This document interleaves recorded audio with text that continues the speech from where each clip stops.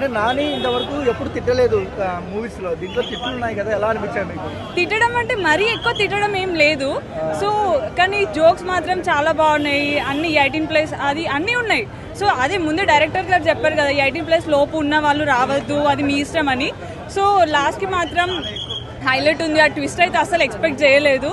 And routine story కాకుండా అతను సడన్గా రొమాంటిక్ మూవీస్ చేస్తూ ఒకటేసారి అలా లైక్ అన్ని లవ్ స్టోరీస్ అన్ని, ఇప్పుడు నాని మూవీస్ అన్ని లవ్ స్టోరీస్, అన్ని రొమాంటిక్ మూవీస్, కానీ ఒకటేసారి యాంగిల్ చేంజ్ అయిపోయింది. మొత్తం బ్లడ్తో రెడ్గా చాలా బాగుంది. సడన్గా మాట్లాడుతూ హైప్ ఇస్తూ అని ఒకటేసారి అరవడం కానీ అంతా బాగుంది. అంటే క్లైమాక్స్ సీక్వెన్స్ లో సలార్ సీక్వెన్స్ సేమ్ బ్లడ్ మొత్తం ఒంటి మీద ఉంటుంది. సో కాటేరమ్మ చిన్న కొడుకు వచ్చినాడు అంటున్నారు ప్రేక్షకులు, ఎలా అనిపిస్తుంది?